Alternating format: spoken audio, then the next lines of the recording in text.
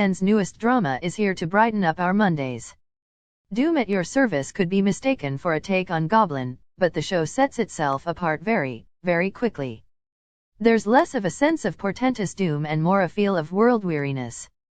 Our hero and heroine are tired of a world that grows increasingly cruel by the day. But when a drunken wish brings them together, they find joy in life for the first time, even though their days are numbered. Here's what we loved about the first couple of episodes.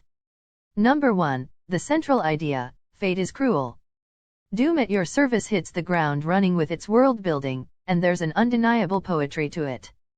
From the first moment we're introduced to our hero Mang, Seo In-guk, he's busy preventing the death of a killer who tried to end his life to avoid taking responsibility for his actions. The mythology in this show centers around the idea of action and consequences, of everything having a cost. At one point, Mang informs Tak Dong-kyung, Park Bo-young, that her every choice to gain something resulted in her losing something. It appears this idea of inherent balance will be the heart of the show. The gods embody this duality.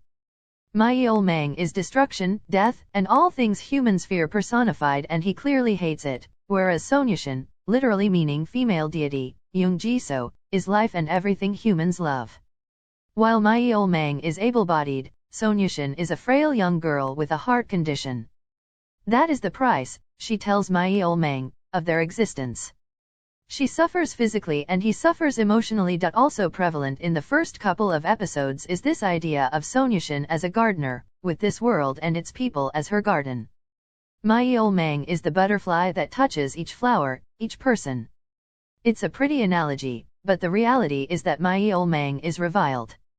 There's no one who is grateful for destruction or happy when bad things happen.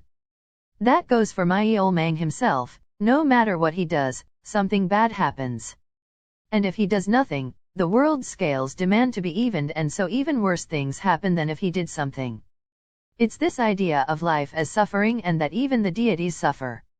It's a cruel existence, and it's interesting that this show chooses to found its mythos on the idea of cruel fate. Number 2, Mang himself, a depressed god of destruction who yearns for death but can't die. What makes Mang so refreshing and takes him beyond the usual trope of deities falling in love with a human girl, see Bride of the Water God, Goblin, and Tale of the Nine-Tailed, is that Mang's depression goes beyond everyday weariness. He resents his existence and the fact that he will bring doom and destruction everywhere, every day forever. But he's also inherently selfless. Mang could choose to do nothing and let the world go to hell.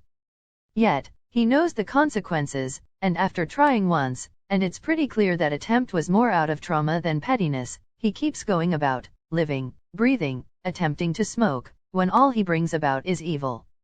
But when he hears Dong-kyung's wish, for the first time, Mang thinks of himself. Here's someone thinking the same thing he is.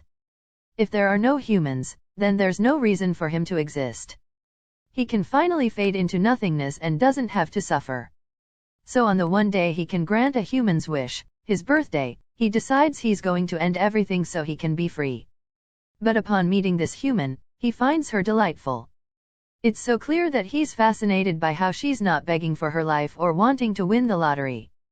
If anything, he promises her another wish on top of her wish to end the world if she just hurries up and wishes to end the world once her 100 days are up. There also seems to be something to Mang's past, as Sonyushin says he gave up on the world. He's quite bitter but also hungers for connection and affection in his own way. Imposing a truly ridiculous condition like requiring Dong-kyung to hold his hand to recharge and ensure she doesn't break her contract is one adorable way he shows it. The man is fascinated by her and it shows. Number 3, Dong-kyung, the heroine who just doesn't care. Dong-kyung could be a typical Candy-esque role, but her weariness and practical attitude toward life and death set her apart. She's not super cheerful and a go-getter, she's sick of it all. She takes her own funeral portrait in advance.